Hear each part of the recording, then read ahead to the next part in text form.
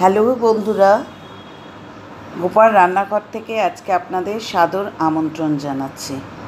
বন্ধুরা, বিভিন্ন আমিষ নিরামিষ ডেজার্ট আইটেম তো দেখিয়ে থাকি। এটা বাঙালির একটি অত্যন্ত জনপ্রিয় পদ। কচুর শাক ইলিশ মাছের মাথা দিয়ে আমরা ছোট বড় সবাই খুব ভালোবাসি। এমনি আমরা ইলিশ মাছটা বেশি পছন্দ করি, তার মধ্যে ইলিশ মাছের মাথা দিয়ে কচুর শাক হলে তো কথাই নেই। তো এটা খুব সহজ কচুর শাক কাটা ঝামেলা, কিন্তু আজকাল দেখবেন বাজারে প্যাকেটে করে কচুর শাক কিন্তু একদম রেডিমেড কিনতে পাওয়া যায়। সুতরাং সেইভাবেই কিন্তু কিনে নিয়ে আসবেন। যদিও আমি কচুর শাকটা আয় দেয় বলে আমি একদম পুরো কচুর শাকটা কিনে নিয়ে এসে বাড়িতে কেটে রান্না করি। প্রথমে কি করবেন না, কচুর শাকটাকে ভালো করে কেটে ছোট ছোট করে টুকরো করে কেটে ভালো করে ধুয়ে নিয়ে সেদ্ধ করে নেবেন।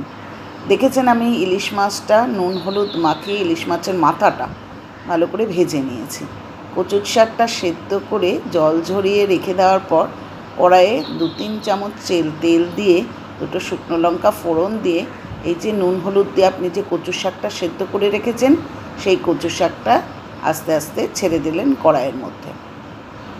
কচুর শাকের যে জলটা সেটা মরতে, যদিও আপনি খুব ভালো করে জলটা চিপে চিপে কড়াইয়ে দিয়েছেন, কিন্তু তাও মরতে অনেকটা সময় লাগে। 1 চামচ নুন দিলেন, 1 চামচ হলুদের গুঁড়ো দিলেন।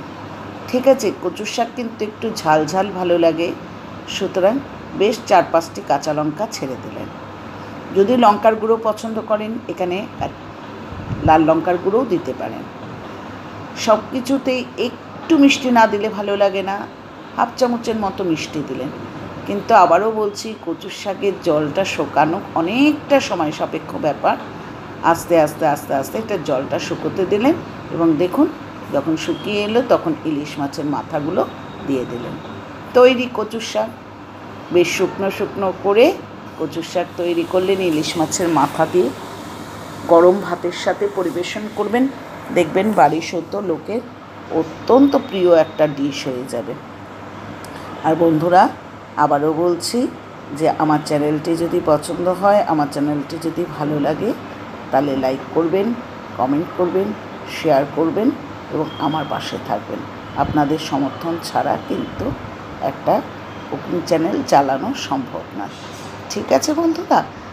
আচ্ছা,